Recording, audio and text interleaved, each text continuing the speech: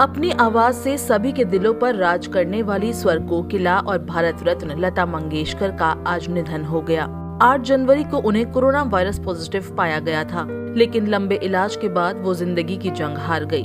पूर्ण राष्ट्रीय सम्मान के साथ उनका अंतिम संस्कार होगा।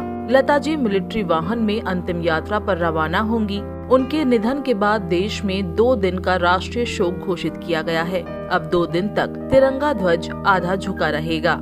राष्ट्रपति रामनाथ कोविंद ने भी भारत रत्न लता मंगेशकर को श्रद्धांजलि दी। राष्ट्रपति की ओर से ट्वीट किया गया है कि लता जी का निधन न सिर्फ मेरे लिए बल्कि लाखों लोगों के लिए दिल तोड़ने वाला है।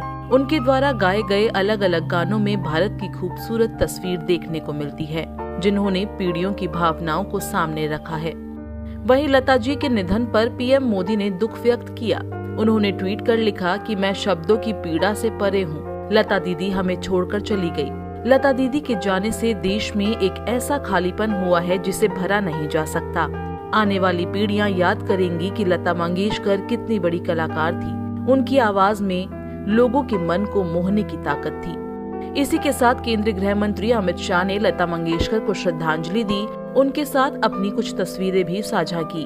अमित शाह ने अपने ट्वीट में लिखा कि सुर व संगीत की पूरक लता दीदी ने अपनी सुर साधना व मंत्रमुग्ध कर देने वाली वाणी से न सिर्फ भारत बल्कि पूरे विश्व में हर पीढ़ी के जीवन को भारतीय संगीत की मिठास से सराबोर किया। आज पूरा देश लता जी को याद कर रहा है, लेकिन अब स्वर सरस्वती शांत हो गई है। वो अब बस लोगों की यादों में बसकर ही रह गई है। देश में कोरोना वायरस के मामले धीरे धीरे कम हो रहे हैं।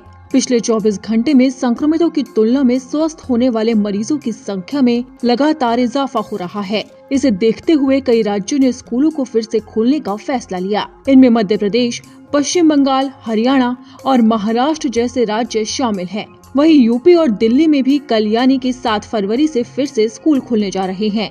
बिहार में स्कूल खोलने को लेकर आज निर्णय लिया जाएगा। राज्यों के बारे में विस्तार से बात करें तो उत्तर प्रदेश में कोरोना वायरस की रफ्तार कम होने के बाद अब प्रदेश सरकार ने सोमवार से कक्षा 9 से लेकर इंटरमीडिएट तक सभी माध्यमिक स्कूलों, विश्वविद्यालय और डिग्री कॉलेजों को खोलने का फैसला लिया है। अभी तक यहाँ ऑनलाइन कक्षा ही चल रही थी, लेकिन अब कोरोना प्रोटोकॉल का पालन करते हुए ऑफलाइन कक्षाएं भी शुरू की जाएगी। अभी कक्षा 1 से लेकर कक्षा 8 तक के सभी प्राइमरी स्कूल बंद रहेंगे। अब बात करें राजधानी दिल्ली की, तो दिल्ली के स्कूल भी खोले जा रहे हैं, लेकिन उन्हें चरणबद्ध तरीके से खोला जाएगा। यानी सभी क्लासेस के लिए स्कूल एकदम से ना खोलकर एक एक करके खोले जाएंगे। इससे स्कूलों में भीड़ कम होगी। सबसे पहले 7 फरवरी से कक्षा 9 से लेकर 12वीं तक के स्कूल खोले जाएंगे।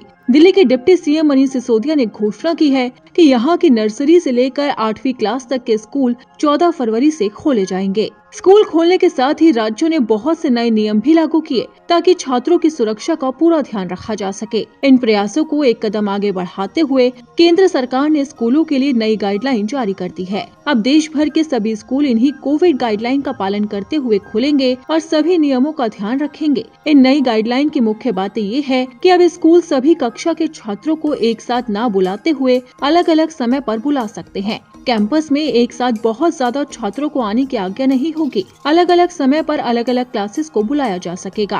केंद्र सरकार का साफ कहना है कि हमारा प्रयास बच्चों को आगे बढ़ाने का है। लगातार स्कूल खोलने की मांग की जा रही है। इसी को देखते हुए हमने सख्त नियम भी बनाए हैं ताकि बच्चों की शिक्षा पर कोई असर न पड़े।